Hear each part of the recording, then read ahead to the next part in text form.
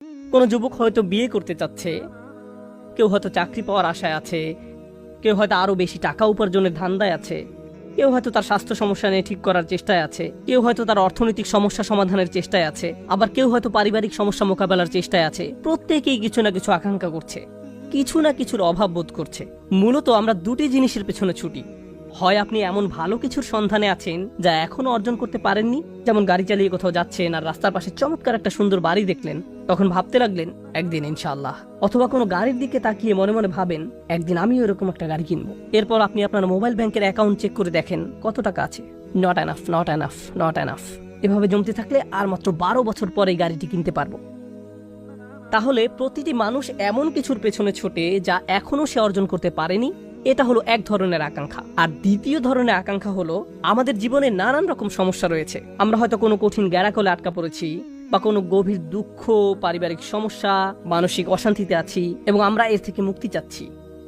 তাহলে হয় আমরা ভালো কিছু জীবনে যুক্ত করতে চাচ্ছি, অথবা খারাপ কিছু জীবন থেকে দূর করতে চাচ্ছি।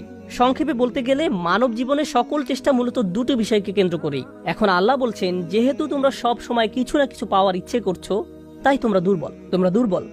তুমি অর্থ চাও, তুমি দুর্বল। তুমি শান্তি চাও, তুমি দুর্বল। তুমি স্থিরতা চাও, তুমি দুর্বল। তুমি নিরাপত্তা চাও, তুমি দুর্বল। তুমি সুখ চাও, তুমি দুর্বল। তুমি সামাজিক পদমর্যাদা চাও, তুমি দুর্বল। তুমি ডিগ্রি চাও, তুমি দুর্বল। তুমি বিয়ে করতে চাও, তুমি দুর্বল। তুমি সন্তান চাও, তুমি দুর্বল। তুমি তোমার সন্তানকে বিয়ে করাতে চাও, তুমি দুর্বল। তুমি যে এই সমস্ত কিছুর আকাঙ্ক্ষা করছো, তা তোমাকে কি বানাচ্ছে? দুর্বল। আর যে জিনিসগুলো তুমি কামনা করছো তাও দুর্বল। আচ্ছা, আমি বুঝলাম, আমার যেহেতু এগুলো নেই তাই আমি দুর্বল, কিন্তু আমি যে জিনিসগুলো কামনা করছি সেগুলো কিভাবে দুর্বল? আচ্ছা, আপনাদেরকে একটা উদাহরণ দিচ্ছি। অনেক অনেক আগে আমি একবার অ্যাবনর্মাল সাইকোলজির একটা ক্লাসে উপস্থিত ছিলাম। তো আমাদের প্রফেসর এক যুবকের উদাহরণ দিলেন। ঘটনাটি ঘটেছিল 70-এর দশকের শেষ দিকে। সে সময় যুবকটি নিউ ইয়র্ক ইউনিভার্সিটিতে ক্লিনিক্যাল সাইকোলজির উপর পিএইচডি করছিল।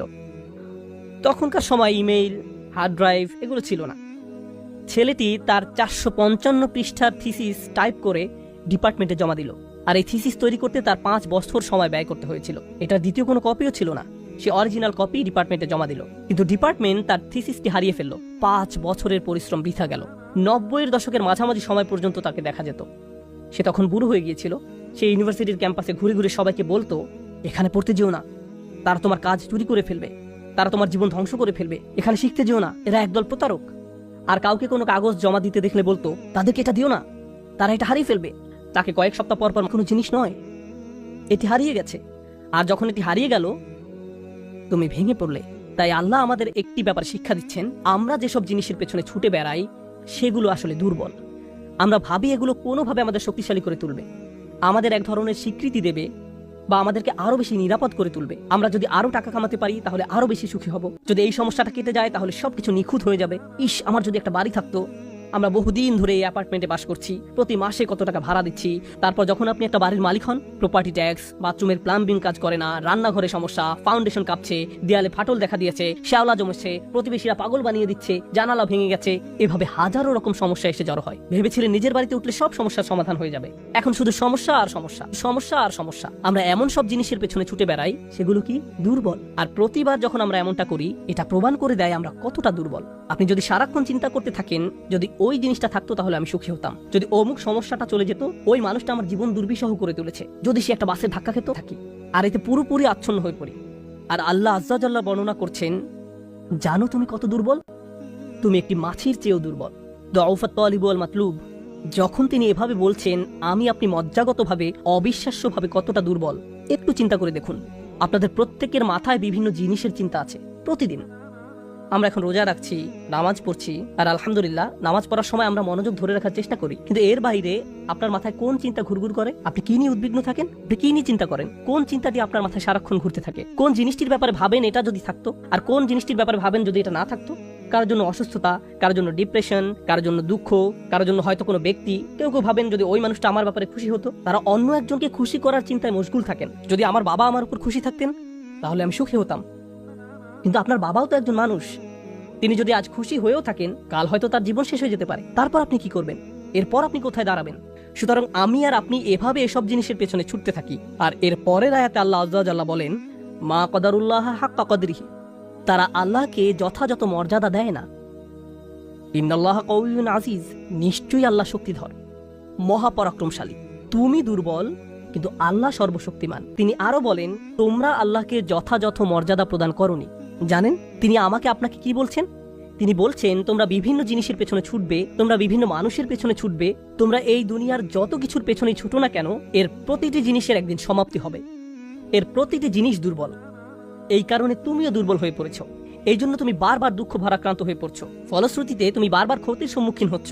কিন্তু শেষবারের মতো যখন তুমি এই সিদ্ধান্ত গ্রহণ করবে, তোমার যত চাওয়া পাওয়া আছে তার মাঝে সবচেয়ে বড় চাওয়া পাওয়া হলো তোমার মালিককে খুশি করা, যখন তুমি সবকিছুর উপরে আল্লাহর সন্তুষ্টিকে প্রাধান্য দাও, যখন তুমি সত্যিকার অর্থে তোমার অন্তর থেকে এটা করতে পারবে, একমাত্র তখনই, যেহেতু তিনি শক্তিধর। জানেন আল্লাহ এইমাত্র আমাদের শেখালেন, যখন তুমি দুর্বল কাউকে পেতে চাও তখন তুমিও দুর্বল হয়ে পড়ো। কিন্তু তুমি যদি আল্লাহকে চাও যিনি শক্তিধর এবং মহাপরাক্রমশালী, তাহলে এটা তোমাকে কেমন করে তুলবে? এটা তোমাকেও শক্তিশালী করে তুলবে। আর যখন তুমি শক্তিশালী হয়ে উঠবে, জীবনে বিভিন্ন জিনিস আসবে যাবে, কিন্তু তোমার শক্তিমত্তার কোনো কমতি হবে না। যে জিনিসের পেছনে তুমি ছুটছো তা ভেঙে পড়ার কারণে তখন তুমি আর ভেঙে পড়বে না, কারণ তুমি দুনিয়ার এসব তুচ্ছ জিনিসের চেয়েও অনেক অনেক উচ্চ একজনের সন্তুষ্টির অন্বেষণ করছো। আমি বলছি না যে আপনি এই দুনিয়ার কোনো কিছু চাইতে পারবেন না, কিন্তু আয়াতটি আমাদেরকে একটি ব্যাপার শিক্ষা দিচ্ছে। আমরা যখন এসব পার্থিব বিষয় কামনা করব, আমরা বুঝবো যে এগুলো দুর্বল। পার্থিব এসব বিষয় জীবনে আসবে যাবে, কিন্তু আমরা কখনো আল্লাহকে হারাতে পারবো না। লক্ষ্য করুন, মানব জাতির ব্যর্থতা হলো যখন তারা পার্থিব কোনো জিনিস পেতে ব্যর্থ হয়, তারা আল্লাহকে ভুলে যায়। তাদের চাওয়া পাওয়ার জিনিসটি না পেলে তারা নামাজ পড়া ছেড়ে দেয়। তারা যা চায় তা যদি না পায়, তারা এভাবে বলে, এভাবে দোয়া করার অর্থ কি? তারা যখন তাদের আকাঙ্ক্ষার বস্তুটি পায় না, তখন দুঃখ হতাশা একেবারে ভেঙে পড়ে এবং বলে, আমি তো আল্লাহর সাথে কথা বলার শক্তিও পাচ্ছি না। এমনটি ঘটার কারণ হলো সমস্যায় পড়ার পূর্বে আল্লাহর সাথে তাদের বন্ধন শক্তিশালী হয়ে ওঠেনি। যদি সে বন্ধনটি আগে থেকেই বর্তমান থাকতো, যেমন মূল যদি শক্তভাবে গাঁথা থাকে, তাহলে ঝড় এলে এদিক ওদিক দুলতে থাকে, সম্পূর্ণ ভেঙে পড়ে না, মূলের উপর দাঁড়িয়ে থাকতো। আর ঝড় চলে গেলে আবার ফল দেওয়া শুরু করতো। এরকম একটা উপমার কথা কোরআনে অন্যত্র এসেছে, আসলুহা সাবিত ওয়া ফারউহা ফিস সামা।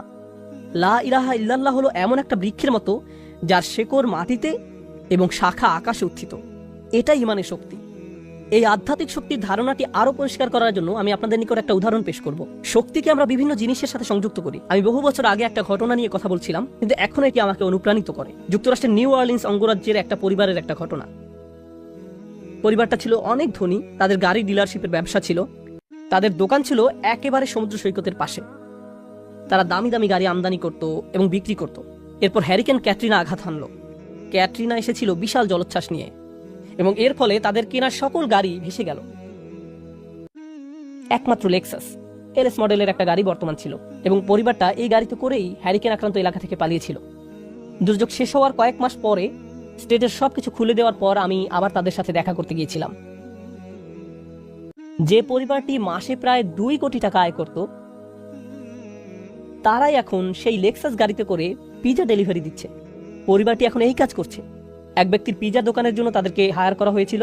মা বাবা দোকানে পিজা বানাতো আর ছেলে লেক্সাসে করে সেই পিজা ডেলিভারি দিত। আমি যখন এটা দেখলাম, কল্পনা করতে পারেন অন্য কেউ যদি এরকম পরিস্থিতিতে পড়তো, অন্য কোনো মিলিয়নিয়ার যদি এভাবে দেউলিয়া হয়ে যেত, তাদের কি হতো? তারা সম্পূর্ণ হতাশ হয়ে যেত, মদের বোতল হাতে জীবন পার করে দিত, কারণ তারা মনে করত যা তাদের ছিল তাই তাদের শক্তিশালী করেছে। এখন যেহেতু এই সম্পদ হারিয়ে গেছে, আমার পক্ষে আর এই পরিস্থিতি মোকাবেলা করা সম্ভব নয়, এই ধরনের ক্ষতি সহ্য করা সম্ভব নয়। কিন্তু এই পরিবারের ক্ষেত্রে যখন আমি তাদের সাথে দেখা করলাম, সবাই খুবই শান্ত, নির্বিঘ্ন। বাবার অনেক বয়স হয়েছিল। এইরকম বয়সে এমন ক্ষতির সম্মুখীন হলে মানুষ হার্ট অ্যাটাক করে, উচ্চ রক্তচাপে ভোগে, কিন্তু এই মানুষটা সম্পূর্ণ শান্ত। তো আমি তাকে জিজ্ঞেস করলাম, কিভাবে এটা সম্ভব? আমি এমনকি আমার প্রশ্ন করাও শেষ করতে পারিনি, আমি শুধু বললাম, কিভাবে? তিনি হেসে উঠলেন। তিনি বললেন, যখন ব্যবসা ভালো ছিল, আমি সারাক্ষণ ফোনে ব্যস্ত থাকতাম, শিপমেন্ট এসে পৌঁছেছে কিনা, পেমেন্ট দিতে দেরি হচ্ছে কিনা, কার কি ডেলিভারি দেওয়া প্রয়োজন, কাস্টমার খুশি কিনা, ট্যাক্সের হিসাব ঠিক আছে কিনা, কর্মচারীদের সমস্যা, অমুক সমস্যা, তমুক সমস্যা, এসব কারণে আমি কোনো মতে জুমার নামাজে উপস্থিত হতে পারতাম কোনো রকমে। কিন্তু এখনো তো টেবিলে খাবার আছে, এখনো তো আমাদের মাথার উপর ছাদ আছে, আর এখন আমি নিশ্চিন্তে মসজিদে গিয়ে নামাজ আদায় করতে পারি। আর সকালে ঘুম থেকে উঠে আমাকে কিচ্ছু নিয়ে ভাবতে হয় না, একমাত্র আমার রবকে মনে করা এবং তার কৃতজ্ঞতা জ্ঞাপন করা ছাড়া। আমার আসলে মনে হয় আমার জীবন শেষ হওয়ার পূর্বে আল্লাহ আমাকে সহজ জীবনের এই নিয়ামত দান করেছেন। সেই বাবা এটাই বলেছিলেন, কোনো সাধারণ মানুষের পক্ষে এভাবে কথা বলা সম্ভব নয়। আপনি যদি এমন কথা অন্য কোনো ব্যবসায়ীকে বলতেন, সে বলতো এই লোকটার মাথা নষ্ট হয়ে গেছে, তার সকল সেন্স নষ্ট হয়ে গেছে। আর এই জন্যই এখন সে তার মাথায় এই পরিস্থিতির একটা যৌক্তিকতা খুঁজে নিয়েছে। আপনাদেরকে একটা কথা বলছি, একজন মানুষের পক্ষে কেবল তখনই এভাবে কথা বলা সম্ভব যখন সে বুঝতে পারে যেসব জিনিসের পিছনে সে ছুটছে তা দুর্বল। কেবলমাত্র আল্লাহ কেবলমাত্র আল্লাহই শক্তিশালী।